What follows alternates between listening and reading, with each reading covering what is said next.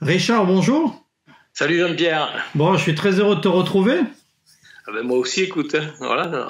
On est un peu loin l'un de l'autre, mais on se voit épisodiquement. Exactement. Alors, tu as plusieurs casquettes, notamment tu es adjoint au sport de la ville de Marseille, tu es conseiller Ouais. régional, et malgré tout cela, je me permets de te tutoyer parce qu'on est des amis de 35 ans minimum. Ah oui, ça on peut dire qu'on est amis, oui, depuis très très longtemps, effectivement, On a 35 ans. vécu de Ouais. nombreuses compétitions ensemble. Tu es d'ailleurs Ouais. l'homme qui m'a donné le goût de la compétition. Mon père m'a mis au sport, mais la compétition, ça c'est toi, c'est à toi que je le dois. Ça, c'est quelque chose auquel je te rendrai jamais assez hommage. Ah ben je me rappelle les premiers crosses qu'on a fait ensemble, les premiers triathlons aussi, Ah oui, à l'époque où on scotchait les barres de fruits, de pâtes de fruits ouais. sur le cadre du vélo. C'était la grande époque des triathlons, le tout début, c'était amusant. Ah oui, oui, oui. Voilà. Donc tu es en charge du sport à Marseille. Ouais. Alors il y a une question que tout le monde se pose, c'est quand est-ce que le championnat de foot et quand est-ce que l'OM va pouvoir rejouer? Est-ce que tu as des informations qu'on ne connaît pas? Ah ben, les seules infos que j'ai, c'est celles qui viennent du ministère, avec qui il y a des réunions assez régulièrement, quoi, bien évidemment. Et ben, le championnat est arrêté. Ouais. Donc il reprendra, si tout va bien, en septembre. Donc, puisque les compétitions regroupant plus de 5000 personnes sont annulées jusqu'au début septembre. Donc, ce qui fait que ben, l'OM, comme les autres équipes de Ligue 1, même de Ligue 2, reprendront à la rentrée. Bon, Mais- c'est plutôt intéressant. L'OM est qualifié donc pour la Coupe d'Europe, donc c'est oui, pas mal, quoi. ça c'est plutôt pas Voilà. mal. Ouais. Mais du coup en Voilà. septembre, ça va reprendre à huis clos ou avec un public restreint? Alors là, écoute, ça va dépendre de l'évolution de la maladie, enfin en tout cas de la pandémie, Oui.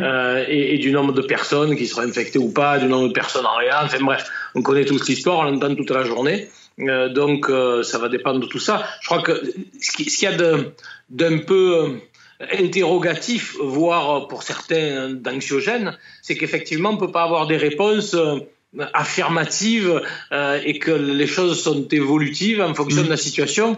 Et on voit que ce qui se passe chez nous, ben, ça se passe pareil dans le monde entier, quoi. Ah Donc, faut y faire très attention. Il faut prendre toutes les précautions nécessaires. Enfin bref, il y a le confinement et puis il y a tout ce qu'il faut faire. bon, et Marseille est en zone verte?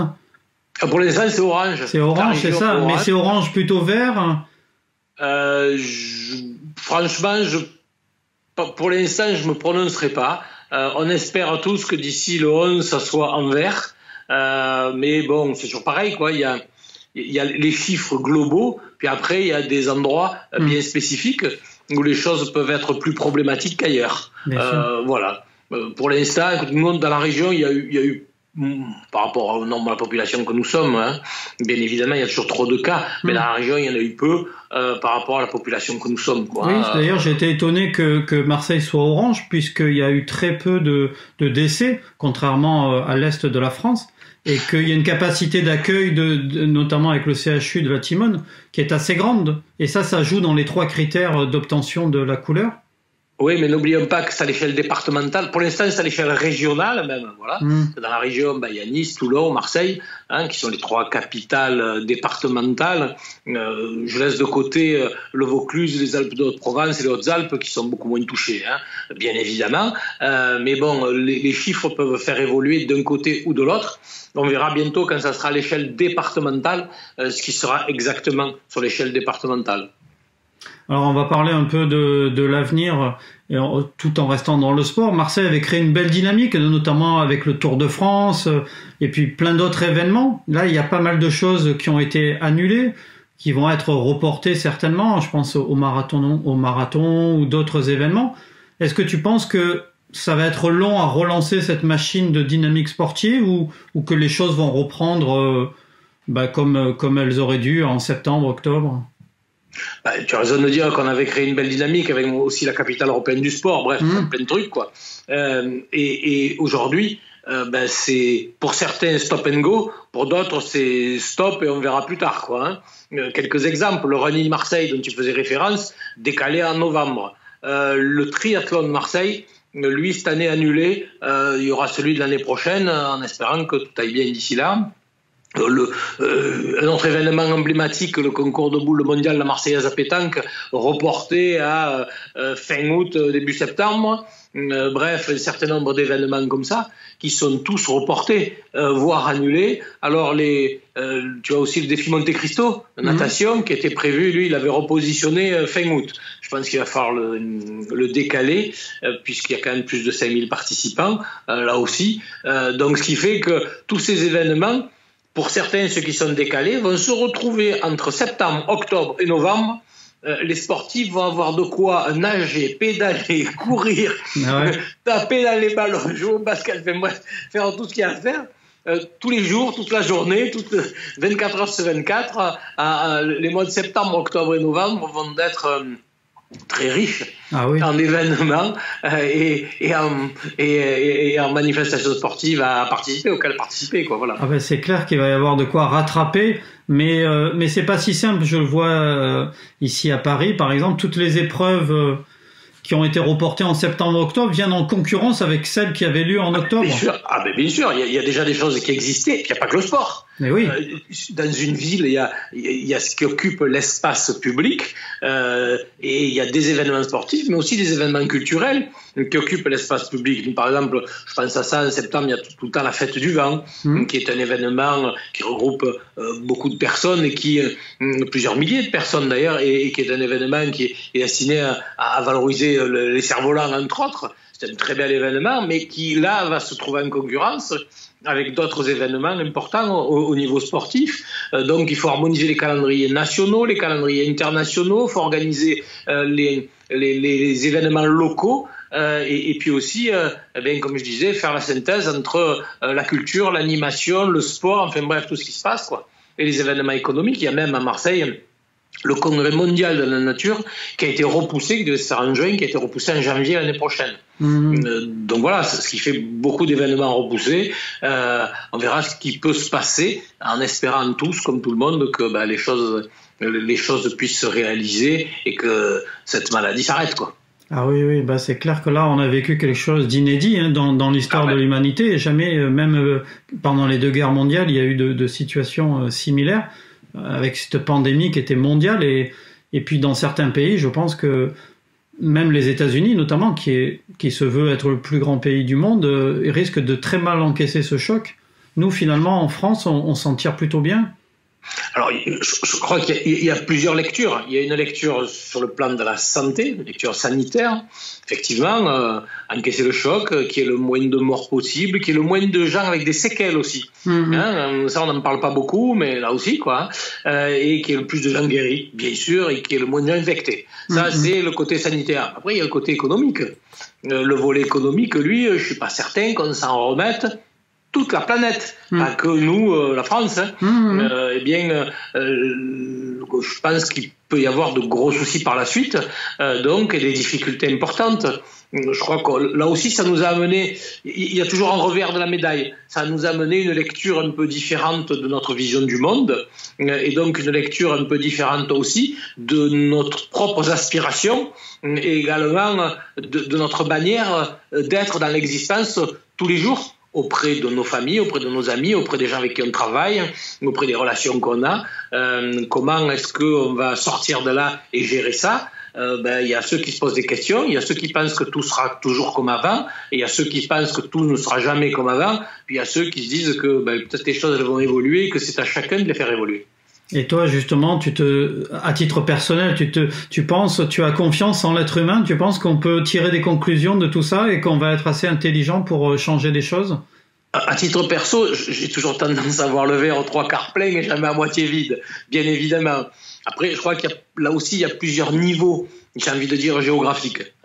Il y a un niveau qui est le niveau de la sphère personnelle, là où on est, avec qui autour. Il y a le niveau des implications, qui sont des implications nationales, et ensuite il y a le niveau des implications internationales. Et ça, il y a des choses sur lesquelles on peut être acteur, et il y a des choses sur lesquelles on va les subir, des choses que nous allons subir. Et donc, partant de là, sur ce qu'on peut être acteur, à nous de les saisir, à nous de définir ce qu'on a vraiment envie de vivre dans les mois et les semaines qui viennent.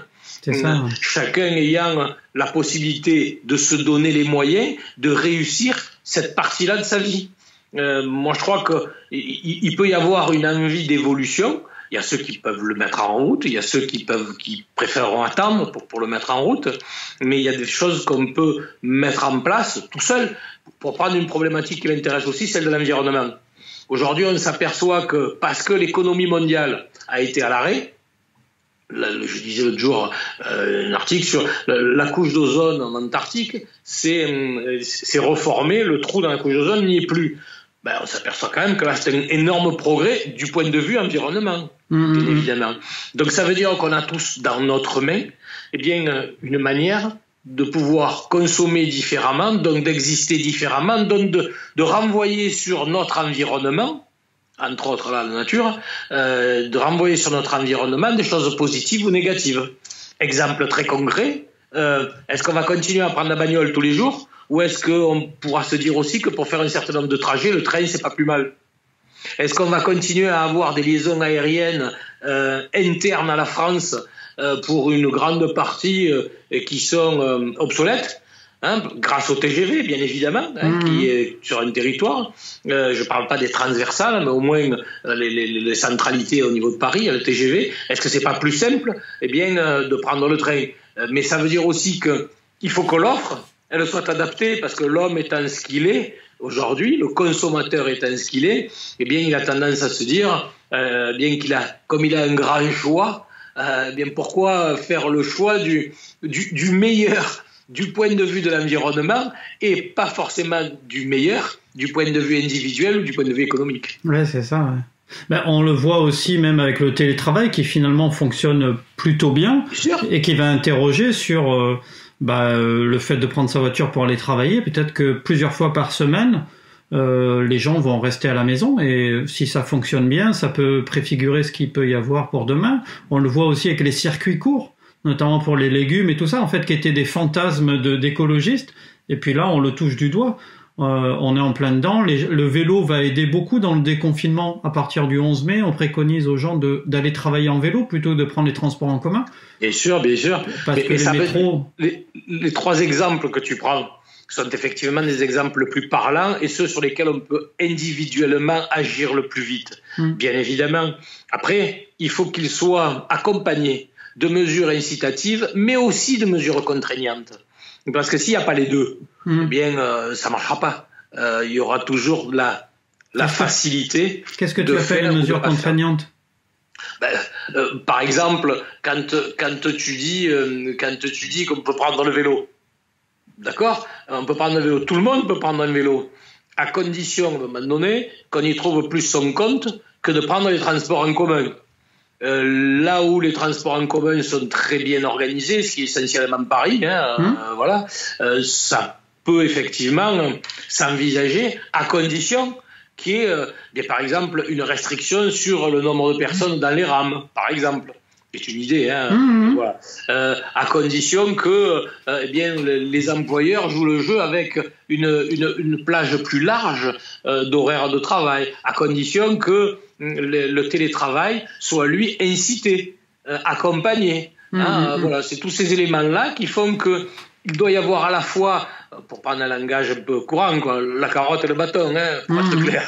Sinon les choses ne marchent pas, Voilà. Pourquoi on est tous restés chez nous?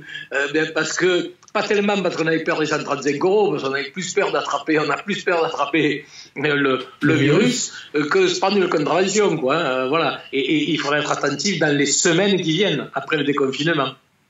Écoute. Pas penser que ça va être la fête, Voilà. Non, c'est ça, il va falloir y aller en douceur et puis rester prudent. Il faut pas croire que le virus a disparu. C'est juste que il faut à un moment donné que le pays reprenne un peu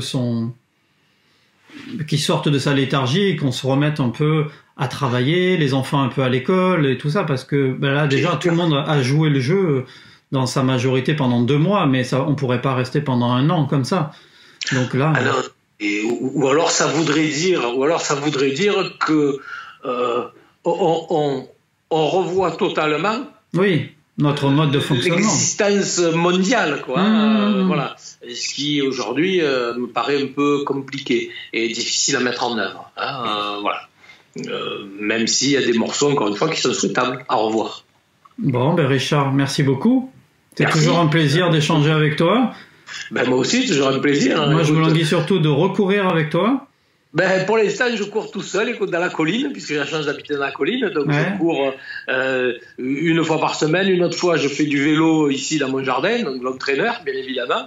Puis sinon, je marche tous les jours pour me maintenir en forme, avec un peu de gym, quoi. Ça, c'est le minimum vital, quoi. Hein, voilà. Pour essayer non pas de performer, mais de maintenir un niveau, compte tenu de mon état de santé aussi, de maintenir un niveau qui me permet bien de continuer à me faire plaisir, voilà. Et puis quand tu viendras, de continuer à faire des footings avec toi sans tirer trop la langue. Bon, merci beaucoup Richard. Merci, salut, et je t'embrasse bien fort.